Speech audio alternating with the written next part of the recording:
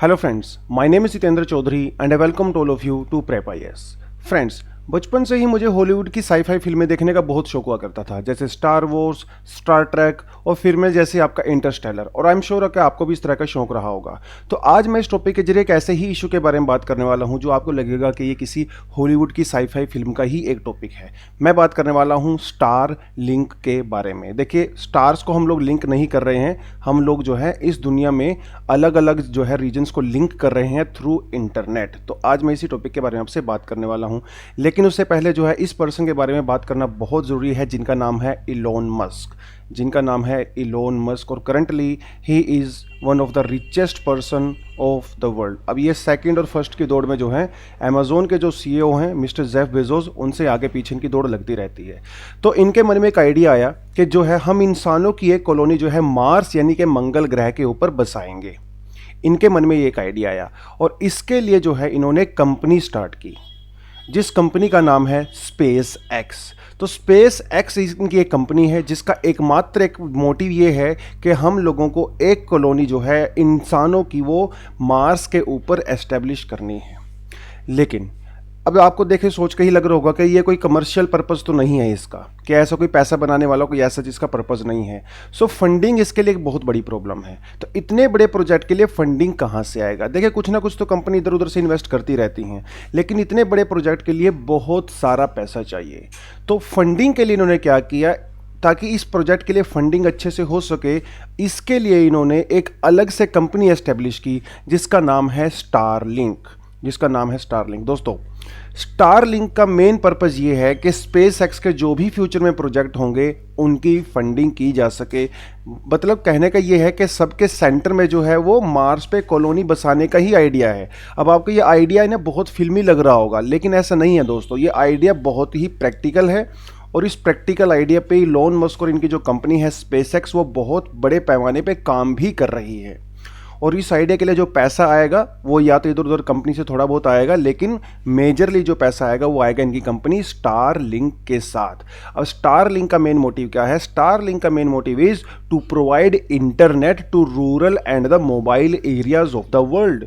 अभी भी दुनिया में ऐसे बहुत सारी जगह है जहाँ पे इंटरनेट की फैसिलिटी नहीं पहुँची है, तो इसका पर्पज़ है कि वहाँ पे फैसिलिटी पहुँचाई जाए। थोड़ा से उससे पहले ये देख लेते हैं कि करंटली जो हम लोग इंटरनेट हमारे तक पहुंचता है वो किस तरह से पहुंचता है। दोस्तों, वो पहुंचता है सैटेलाइट्स के थ्रू। ठीक है, जैसे यहाँ पे एक ट्रांसमिटिंग स्टेशन होता है, यहाँ पे रिसीविंग स्टेशन होता है। तो जैसे आप अपने मोबाइल से अगर कोई वेबसाइट ओपन करना चाहते हो, जैसे www.google.com, तो आप जो है सिग्नल यहाँ से ट्रांसमिट करते हो, वो आपके यहाँ से सिग्नल जो है आपके सर्वर तक जाता है, वो सर्वर से वो सिग्नल जो है सैटेलाइट तक जाता है, और सैटेलाइट्स के बाद वो ट्रैवल करके जो है आपके रिसीविंग एंड तक जाता है। रिसीविंग एंड पे जो है आप उसको यहाँ पे रिसीव करते हो। तो ये एक इस तरह का एक तरीका होता है। इसके लिए जो ये सैटेलाइट को एस्टेब्लिश किया जाता है, इनको सेटअप किया जाता है जियो स्टेशनरी ऑर्बिट के अंदर। और ये जियो स्टेशनरी ऑर्बिट जो है बहुत ही ज़्यादा हाइट पे होते हैं। तो इनकी हाइट जनरली होती है आपका अराउंड 36,000 किलोमीटर।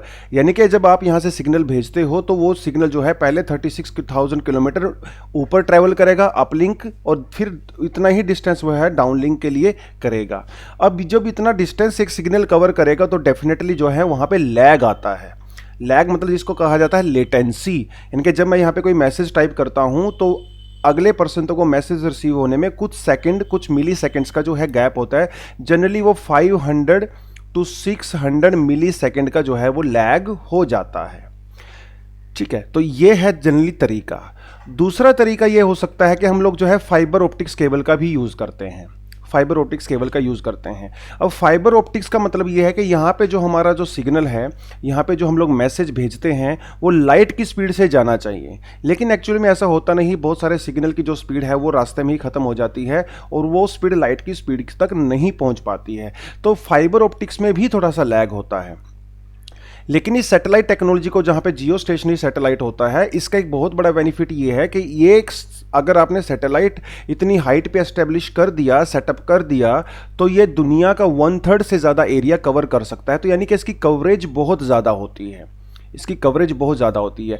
देखिए जियो स्टेशनरी, स्टेशनरी का मतलब होता है जब कोई चीज़ फिक्स होती है, तो ये आपके ऊपर हमेशा ही फिक्स रहता है, यानी कि जियो स्टेशनरी उतने ही टाइम लेता है एक अर्थ के अराउंड रिवॉल्व करने में जितना अर्थ एक रोटेशन में लेती है। तो it means geostationary satellites are दो satellites which are fixed at a certain point at a certain place. तो आप जहां पे खड़े हो तो आपके ऊपर जो है एक सैटेलाइट की पोजीशन हमेशा फिक्स रहती है, तो यहां पे सिग्नल लॉस्ट होने का भी कोई दिक्कत नहीं है और यह बहुत सारे एरिया को कवर भी करता है। लेकिन प्रॉब्लम सिर्फ एक है, problem is latency, problem is the lag when you send a message और when you receive a message. ठीक है, लेकिन जब बहुत ही कॉम्प्लिकेटेड मेडिकल प्रोसीजर होते हैं, इकोनॉमिक ट्रांजैक्शंस होती हैं, यहाँ पे मिली सेकेंड्स का भी बहुत बड़ा रोल होता है फ्रेंड्स।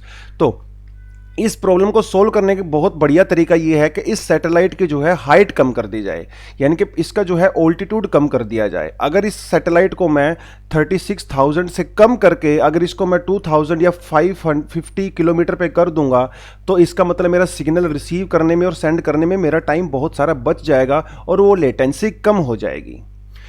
इसी को एक्सपेरिमेंट को किया जा रहा है through Starlink company of mister Elon Musk.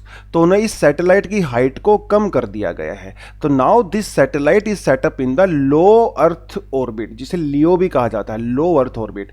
और लो अर्थ ऑर्बिट के जो ऑल्टीट्यूड होता है वो होता है 160 किलोमीटर से लेकर 2000 किलोमीटर तक, यानी कि जो ये सैटेलाइट सभी सेटअप किए जाएंगे वो किए जाएंगे अराउंड 500 किलोमीटर से लेके 600-700 किलोमीटर तक वो चले जाएंगे। अब जब इस सैटेलाइट का ऑल्टीट्यूड कम हो जाएगा, इसका मतलब सिग्नल में टाइम भी बचेगा और लैग कम हो जाएगा, जिसे कहा जाता है लेटेंसी। तो now signal can be received and Saint through very lower latency. तो ये लो अर्थ ऑर्बिट में किया जाएगा। लेकिन लो अर्थ ऑर्बिट के साथ ये प्रॉब्लम है कि यहाँ पे ये जो सैटेलाइट हैं वो स्टेशनरी नहीं हो सकते। लो अर्थ ऑर्बिट में सैटेलाइट्स को लगातार मूव करना पड़ता है बहुत ही ज़्यादा हाई स्पीड के साथ, ताकि वो गिरे नहीं। अगर वो स्पीड कम कर देंगे तो उनकी, तो अर्थ के ग्रेविटेशनल फील्ड की वजह से वो धरती पे गिर सकते हैं। तो इनकी स्पीड बहुत ज़्यादा होती है। तो अगर आपको सिग्नल कंटिन्यूस चाहिए तो इसका मतलब वहाँ पे बहुत सारे सैटेलाइट होने चाहिए लो अर्थ ऑर्बिट में। तो यही इसका काम है।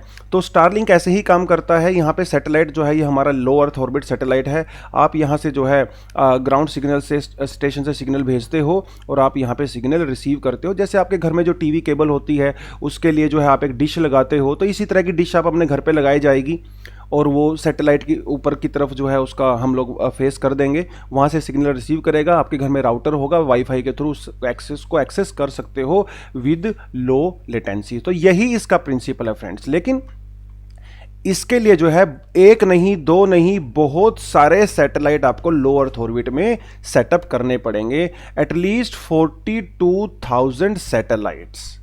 Can you imagine this? 42,000 satellites in order to cover all the globe, in order to cover all the globe। इतने सारे सैटेलाइट आपको सेटअप करने पड़ेंगे। तो it would be like a layer of satellites in low earth orbit of the earth, right. और इसके लिए जो है स्पेस एक्स के पास एक सैटेलाइट है जिसे कहा जाता है फाल्कन 9। फाल्कन 9 जो है एक टाइम में जो है 60 सैटेलाइट्स को सेटअप कर सकता है, ये लॉन्च कर सकता है। ये जो सैटेलाइट लॉन्च होता है, रॉकेट लॉन्च होता है, तो ये 60 सैटेलाइट्स को जो है ऑर्बिट में जाके सेटअप कर सकता है फाल्कन 9। अभी जो है फाल्कन हैवी और उसके बाद जो है स्टार ट्रैक नाम के भी उनके पास रॉकेट हैं जो अभी प्रोसेस में हैं। अगर वो बन जाएंगे तो 120 से लेके 500 सैटेलाइट जो है एक ट्रिप में जा सकते हैं। फाल्कन 9 के बारे में आपको मैं बता दूं, फाल्कन 9 जो है एक रीयूजेबल सेट रॉकेट है दोस्तों। रीयूजेबल यानी कि एक बार ये वहां पे जाके सैटेलाइट छोड़ सकता है, वापस आ सकता है, हम फिर से इसको यूज कर सकते हैं। तो रीयूजेबलनेस की वजह से जो है कॉस्ट बहुत ज्यादा कम हो गई है। तो falcon 9 is the only rocket at this point of time in the world which has reusable properties. अगर आपका ये फाल्कन 9 जो है एग्जाम के लिए याद रखना है, एग्जाम में पूछा जा सकता है, बहुत ज्यादा न्यूज में रहता है फाल्कन 9। 2015 में जो ये इसके 2-3 अटेम्प्ट फेल भी हो गए थे, लेकिन अभी जो है falcon 9 is working very well. Even NASA भी जो है अपने सैटेलाइट्स के लिए भी फाल्कन 9 की हेल्प लेती है। And it's a private company friends, it's a private company, ठीक है। तो 42,000 को सैटेलाइट्स को यहाँ पे एस्टेब्लिश करना पड़ेगा। आज इस पिक्चर में देख सकते हो, it would be A web of 42,000 satellites. अब इसके बेनिफिट क्या हो गए? देखिए ऑलरेडी मैं आपको बता चुका हूँ, बहुत सारे रूरल एरियाज़, माउंटेनियस एरियाज़ और मोबाइल एरियाज़ ऐसे होते हैं किसी भी कंट्री में जहाँ पे आपको जो है नॉर्मल सिग्नल नहीं मिलता, बिकॉज वहाँ पे मोबाइल टावर्स वगैरह सेटअप नहीं होते हैं। वहाँ पे आप जो है फाइबर ऑप्टिक्स केबल भी लेके नहीं जा सकते। तो बहुत सारे एरिया ऐसे हैं जहाँ पे अभी भी इंटरनेट की एक्सेस नहीं है। लेकिन अगर ये स्पेस एक्स के थ्रू और ये जो स्टार लिंक है, अगर ये सैटेलाइट सेटअप हो गए तो आपको कुछ भी नहीं करना, आपको सिर्फ अपने घर के ऊपर एक डिश लगाना है और वो सिग्नल वहाँ पे कैच कर लेगा and you will get internet facility with very low latency. तो सबसे बड़ा बेनिफिट तो इसका ये है कि बहुत सारे दुनिया में जहाँ पे अभी इंटरनेट नहीं है वहाँ तक इंटरनेट पहुँच सकता है। ठीक है, कुछ और इसके बेनिफिट देख लेते हैं। दोस्तों अभी भी दुनिया में जो है 4 बिलियन से ज़्यादा लोगों के पास इंटरनेट की एक्सेस नहीं है। ठीक है, और इंटरनेट की access is directly related to the empowerment. So लोग एम्पावर हो सकते हैं if they get the access of internet. Agriculturist, women, बहुत सारे जो छोटे मोटे काम धंधे में होते हैं, स्मॉल स्केल सेक्टर जो इंडस्ट्री होती हैं, अगर उन सबको जो है इंटरनेट एक्सेस मिल जाएगा then they can be empowered a lot. तो डेवलपमेंट के साथ सीधा सा रिलेशन इसके साथ बनता है और ये बहुत ही लो कॉस्ट होने वाला है क्योंकि यहाँ पे फाइबर ऑप्टिक्स वगैरह का कोई खर्चा है नहीं और जो सैटेलाइट है वो भी रीयूजेबल है। ठीक है, तो लो कॉस्ट पे जो है आप reliable space based internet service provide कराते हो to the interior areas of the globe. तो रिमोट एरिया तक आपकी फैसिलिटी जा सकती है। ऊपर से जो इसकी स्पीड ये है वो है 100 Mbps से लेके और इससे और 150 Mbps की स्पीड वो अभी लोग क्लेम कर रहे हैं। हो सकता है फ्यूचर में ये ज़्यादा भी बढ़े। और इसका जो लेटेंसी रेट है that is only 20 milliseconds और जो करंटली जो लैग है वो है 600 मिली सेकेंड्स। तो 600 से 20 मिलियन सेकेंड्स पे आपकी लेटेंसी कम हो रही है। So this is huge.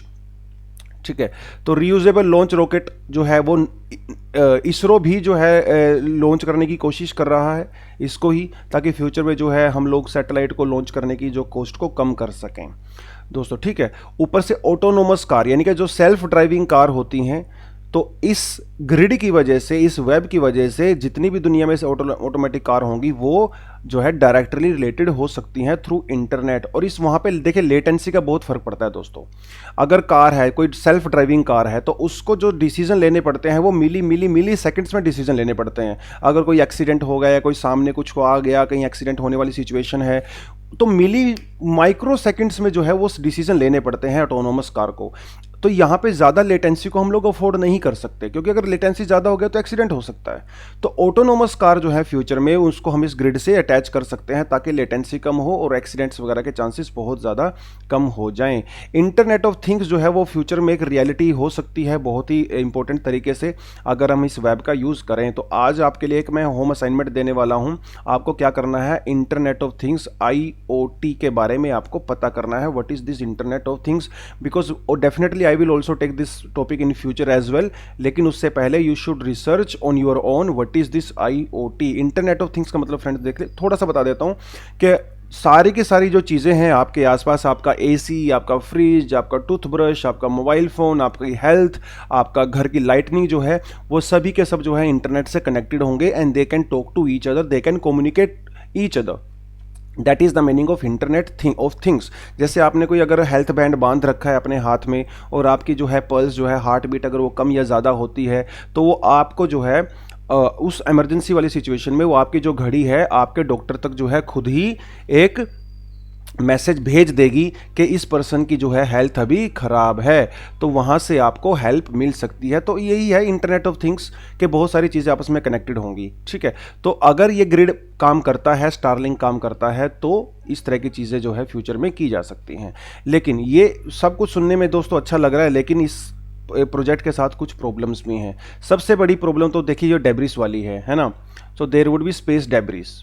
इतना सारा अगर आप 42,000 सैटेलाइट्स को अगर लो अर्थ ऑर्बिट में अगर डालोगे तो भैया डेब्रिस तो होगा ही। कोलिजन के चांसेस भी बढ़ सकते हैं और वहाँ पे जो है बहुत सारा जंक, स्पेस जंक हो जाएगा। तो सिर्फ यही सैटेलाइट नहीं, जो दूसरे सैटेलाइट हैं उनके साथ भी एक्सीडेंट होने के चांसेस बहुत ज़्यादा हैं। तो सबसे बड़ी प्रॉब्लम तो ये है कि स्पेस डेब्रिस वाली प्रॉब्लम है, जंक वाली प्रॉब्लम है और एक्सीडेंट्स वाली प्रॉब्लम है। दूसरा, जो हम लोग ऑब्जर्व करते हैं, जो एस्ट्रोनॉमिकल ऑब्जर्वेशन होती है, यानी कि जो साइंटिस्ट, जो एस्ट्रोनॉमर्स लोग होते हैं, वो दूसरी गैलेक्सीज वगैरह को, या नियर अर्थ ऑब्जेक्ट जिसको बोलते हैं, नियर अर्थ ऑब्जेक्ट्स, ठीक है, नियर अर्थ ऑब्जेक्ट्स, यानी कि कुछ अगर जो बड़े बड़े मीटियोराइट्स होते हैं, एस्ट्रॉइड्स होते हैं, अगर वो अर्थ की तरफ आ रहे हैं तो लगातार जो एस्ट्रोनॉमर्स जो हैं, वो साइंटिस्ट लोग जो हैं, उनके ऊपर नज़र रखते हैं। तो लो अर्थ ऑर्बिट में जब इतने सारे सैटेलाइट जो है हम लोग एस्टेब्लिश कर देंगे तो हो सकता है फ्यूचर में इस तरह की जो ऑब्जर्वेशन हम लोग करते हैं उनमें प्रॉब्लम आए। दूर की जो गैलेक्सीज होती हैं, जो प्लैनेट्स होते हैं जिसके हम लोग डिस्कवरी करते हैं, उनके बारे में रिसर्च करते हैं, तो वो हैम्पर हो जाएंगी। Why? Because now our earth is covered by these satellites. तो ये एक बहुत बड़ी प्रॉब्लम है, क्योंकि ये लो अर्थ ऑर्बिट पे सैटेलाइट होंगे ना, you can even see them.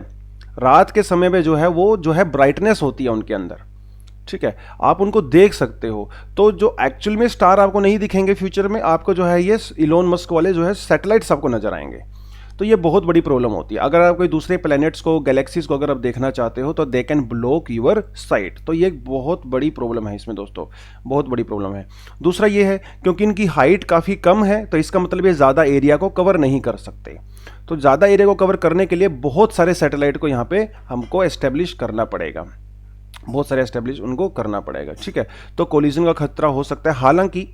हालांकि इस ब्राइटनेस को रोकने के लिए उन्होंने स्पेशल कोटिंग का यूज़ करना शुरू कर दिया अभी फ्यूचर वाले सैटेलाइट्स में, but still these problems are still there. Debris वाली प्रॉब्लम है, जंक वाली प्रॉब्लम है, एक्सीडेंट वाली प्रॉब्लम है। और एक बार इतनी हाई स्पीड पे अगर आप चल रहे हो, थाउजेंड्स ऑफ किलोमीटर पर सेकेंड, इतनी हाई स्पीड के साथ अगर एक बार एक्सीडेंट हो जाता है तो वो जो है फर्दर दूसरे एक्सीडेंट को भी जो है वो कॉज करता है, ठीक है। तो एक बार प्रॉब्लम स्टार्ट होगी तो फिर वो दूर होने वाली नहीं है। तो ये सारी की सारी इसके साथ प्रॉब्लम है। अभी करंटली देखिए इसका स्टेटस ये है फ्रेंड्स, लगभग 1400 सैटेलाइट जो है वो ऑलरेडी जो है लो अर्थ ऑर्बिट में एस्टेब्लिश हो चुके हैं। कितने? 1400। मार्च 2021 तक जो है 1400 सैटेलाइट हो चुके हैं, और 12,000 सैटेलाइट लॉन्च करने की जो है इनको परमिशन मिल चुकी है by FCC, by federal communication commission, and ITU, international telecommunication union. 12,000 की मिल चुकी है, but ultimately they have a aim to launch at least 42,000 satellites. अभी सिर्फ 1400 हैं, 42 करके हमको लेके जाना है। अभी जो है USA में, UK में, ठीक है, सदर्न कनाडा में जो है इसकी सर्विसेज लोगों को मिल रही है, वो सिर्फ टेस्टिंग के लिए हैं, और जिसका नाम है बेटर देन नथिंग। अभी जो टेस्टिंग की जा रही है उस प्रोजेक्ट का नाम है बेटर देन नथिंग, ठीक है। लोग इसका यूज़ कर रहे हैं, उनके लिए फीस भी रखा हुआ है, वो सारी की सारी चीज़ें हैं अभी के लिए। अब आप समझोगे कि क्या ये दुनिया में अब 42,000 जो है अकेली ये कंपनी ही एस्टेब्लिश कर रही है, क्या दूसरी कंपनियां पीछे रहेंगी? बिल्कुल भी नहीं रहेंगी। तो अमेजोन भी इस तरह का प्रोजेक्ट लेके आने वाली है फ्यूचर में, और भी कुछ कंपनीज हैं। देखिए पास्ट में जो है फेसबुक ने भी एक प्रोजेक्ट चलाया था जिसका नाम है अकीला, AQILLA, और गूगल ने भी एक प्रोग्राम चलाया था जिसका नाम था गूगल लून। तो ये लोग क्या करते थे, बलून जो है, बलून को स्ट्रेटोस्फेयर में जो एस्टेब्लिश करते थे और वहां से सिग्नल भेजते थे। तो that was the program launched by Google. Aquila is a program in which we use a drone. तो वो जो ड्रोन है आपके सर के ऊपर ऐसे होवर करता है इन अपर एटमॉस्फेयर, वहाँ से यू कैन रिसीव और send signals. So that was Akila was a project by Facebook and loon was a project by Google. तो ये भी आपको पता होना चाहिए। तो दोस्तों अभी तो सिर्फ एक ही कंपनी है, सपोज करो फ्यूचर में 2, 4, 10 कंपनी ऐसी अगर हो गई। चाइना भी जो है किस तरह का प्रोग्राम अपने कंट्री में लॉन्च करना चाहता है, ठीक है, UK भी सेपरेटली लॉन्च करना चाहता है, और भी कुछ कंपनीज हैं। तो फ्यूचर में बहुत सारे सैटेलाइट जो है लो अर्थ ऑर्बिट में हो सकते हैं, which can create lot of problems as well. तो जहाँ पे इसकी बहुत सारी बेनिफिट्स हैं, वहीं इसके साथ कुछ इश्यूज भी जुड़े हुए हैं। तो हम लोगों को सारा कुछ पता होना चाहिए कि लो अर्थ ऑर्बिट क्या होता है, जियो स्टेशनरी जो है वो सैटेलाइट्स क्या होते हैं, ऑर्बिट क्या होता है, what is project loon, what is project Akila. तो आपके लिए होम असाइनमेंट मैंने कुछ चीज़ें दी हैं। एक तो आपको पता करना है कि what is this internet of things, you need to read something about it. You also need to read something about project Loon as well and project Aquila as well, ठीक है, क्योंकि स्टारलिंक तो मैंने आपको यहाँ पे कवर करवा दिया है। So that was all about this Starlink, ठीक है। फ्यूचर में आप लोग पढ़ाई करते रहें, ठीक है। देखिए ये फोटो जो सबसे एंड में मैंने डाली है, रात को जो है अगर आप आसमान को देखते हो, ये फोटो जो है नॉर्थ अमेरिका के ऊपर की ली हुई है। तो ये जो अब लाइनें यहाँ पे देख रहे हो ना, ये सारे के सारे सैटेलाइट जो है वो स्टारलिंक वाले ही हैं, ठीक है। तो आपको ऑब्जर्वेशन में बहुत सारी प्रॉब्लम हो सकती हैं दोस्तों। So that is all for the day. Thank you very much and all the best.